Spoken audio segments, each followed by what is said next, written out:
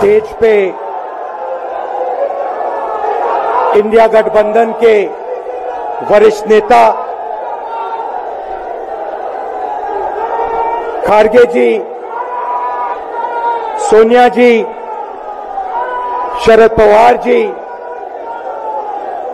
भगवंत मान जी, चंपा सोरेन जी, अखिलेश यादव जी, तेजस्वी यादव जी, सीताराम येचुरी जी, फारूक अब्दुल्ला जी, डी राजा जी, भट्टाचार्य जी, महबूबा मुफ्ती जी, Derek O'Brien जी, कल्पना सोरेन जी, त्रिची सिल्वा जी, सुनीता केजरीवाल जी, देवराजा जी, तिरुतोल जी, खुर्रम अनीस उमर जी,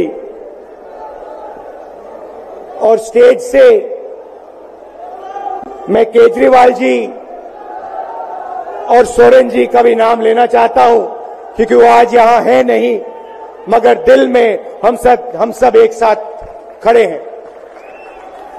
भाइयों और बहनों, इंडिया गठबंधन के कार्यकर्ताओं, आप सबका यहां बहुत बहुत स्वागत, नमस्कार।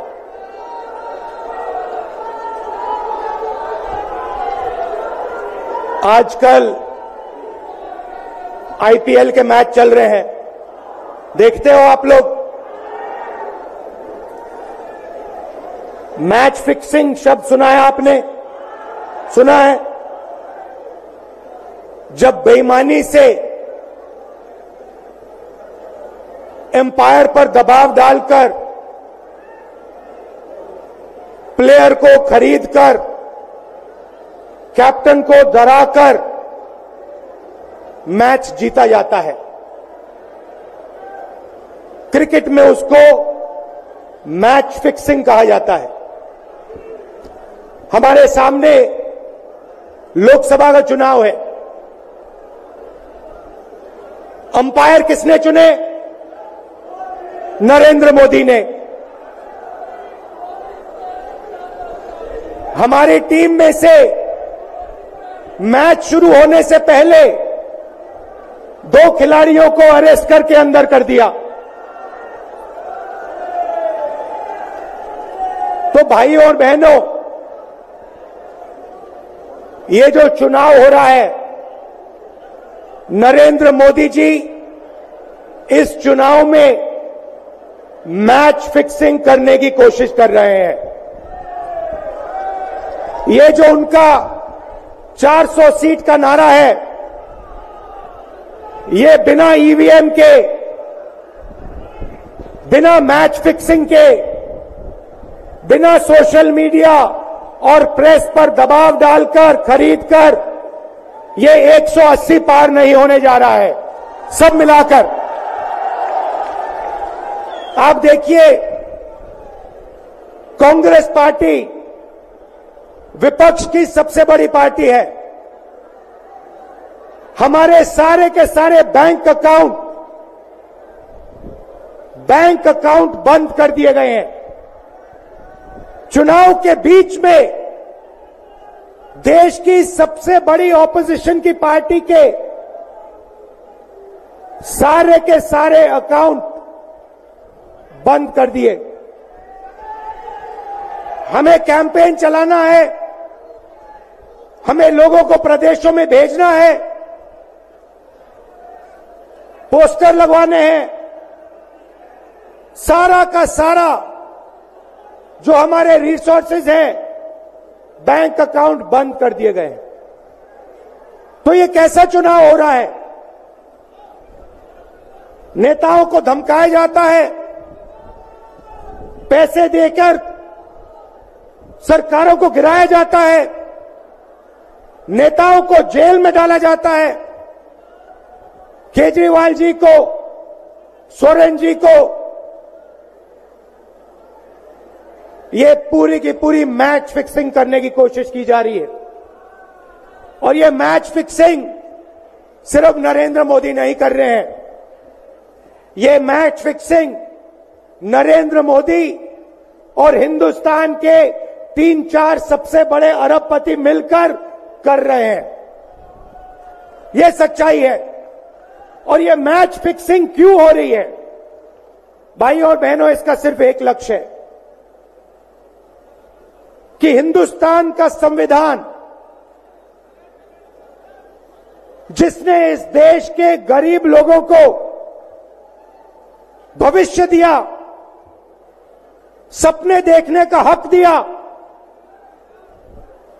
उस संविधान को हिंदुस्तान के गरीब जनता से के हाथ से छीनने के लिए यह मैच फिक्सिंग की जा रही है। और मैं आपको बताना चाहता हूं कि जिस दिन यह संविधान खत्म हो गया, उस दिन यह हिंदुस्तान नहीं बचेगा। इसको पुलिस से, धमकी से नहीं चलाया जा सकता है। यह जो संविधान है, हिंदुस्तान की जनता की आवाज है, हिंदुस्तान के दिल की धड़कन है। इसको जिस दिन खत्म कर दिया गया, उस दिन यहां पे हिंदुस्तान नहीं बचेगा। अलग अलग स्टेट हो जाएंगे, हिंदुस्तान नहीं बचेगा। यही इनका लक्ष्य है। ये सोचते हैं कि संविधान के बिना धमकाकर, डराकर police, CBI, ED, income tax department के साथ देश चलाया जा सकता है। ये सोचते हैं मीडिया के बिना देश चलाया जा सकता है। आप मीडिया को खरीद सकते हो, आप मीडिया को दबा सकते हो, आप मीडिया के रिपोर्टर्स का मुंह बंद कर सकते हो, मगर आप हिंदुस्तान की आवाज को नहीं दबा सकते हो। इस आवाज को कोई नहीं दबा सकता। दुनिया में कोई ताकत नहीं है जो इस आवाज को दबा सकती है। भाइयों और बहनों, बीजेपी के एमपी ने कहा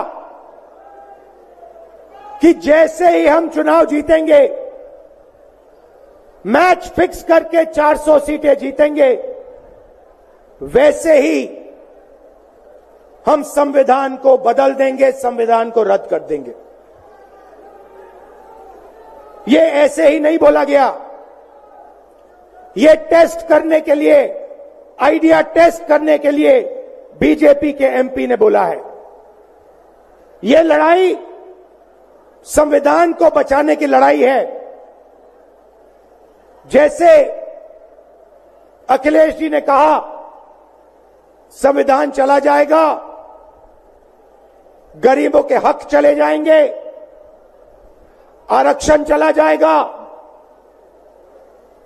और जो आपका धन है, गरीबों का धन है, किसानों का धन है, मजदूरों का धन है, वो 5-6 लोगों के हाथ में चला जाएगा। नोटबंदी की, जीएसटी लागू किया। मुझे बताइए, जीएसटी से, नोटबंदी से किस गरीब व्यक्ति को फायदा हुआ? किस छोटे दुकानदार को फायदा हुआ? किस किसान को फायदा हुआ? किस बेरोजगार युवा को फायदा हुआ? किसी को नहीं। 40 साल से सबसे ज्यादा बेरोजगारी हिंदुस्तान में आज है। 1% लोगों के पास हिंदुस्तान का पूरा धन, 22 लोग हैं। जितना धन उतने उनके हाथ में है, उतना ही धन 70 करोड़ लोगों के हाथ में है। ये संविधान को क्यों मिटाना चाहते हैं? क्योंकि आपका धन जो है आपसे छीनना चाहते हैं। मैंने जाति जनगणना की बात की, किसानों के एमएसपी की बात की, युवाओं को रोजगार देने की बात की। यही देश के सामने सबसे बड़े मुद्दे हैं। मगर एक बात याद रखिए, अगर आप लोगों ने पूरे दम से वोट नहीं दिया तो इनकी मैच फिक्सिंग कामयाब हो जाएगी। यह आप भूलिए मत। और जिस दिन मैच फिक्सिंग कामयाब हो गई, उस दिन आपका संविधान, हमारा संविधान खत्म हो जाएगा। जिस दिन संविधान खत्म हो गया, उस दिन हिंदुस्तान के दिल पर एक बहुत बड़ी चोट लगेगी।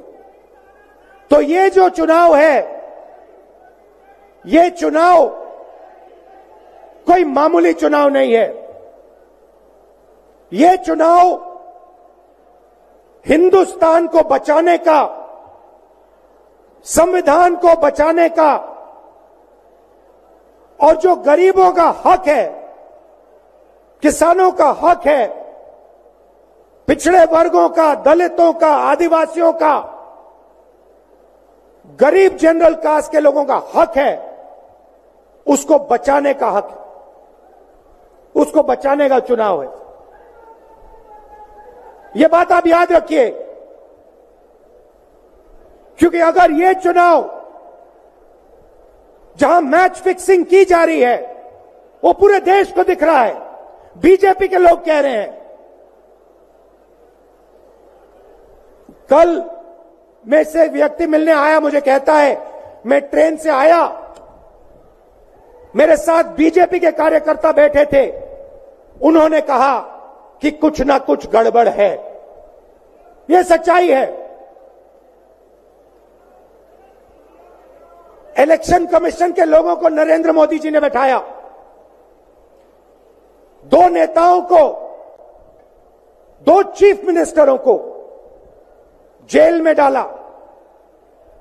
चुनाव से कुछ ही महीने पहले अगर डालना था तो 6 महीने बाद डाल देते, 6 महीने पहले डाल देते। नहीं, चुनाव से 2-3 महीने पहले 2 चीफ मिनिस्टर को डालना था। आपने हमारे बैंक अकाउंट बंद किए।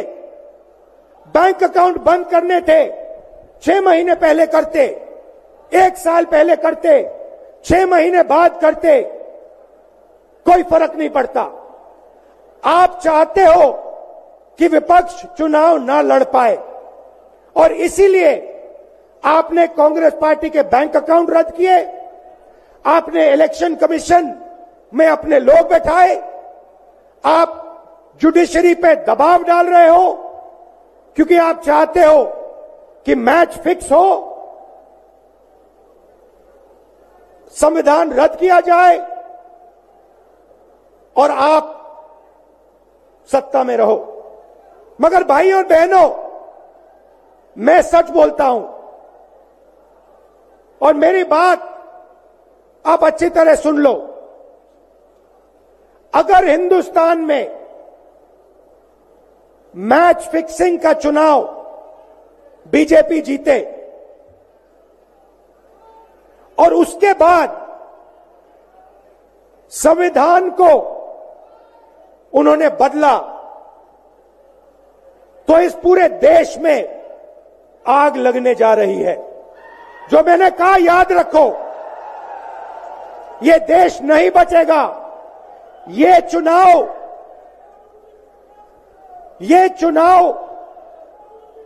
वोट वाला चुनाव नहीं है। ये चुनाव हिंदुस्तान को बचाने वाला चुनाव है, संविधान की रक्षा वाला चुनाव है। धन्यवाद। जय हिंद।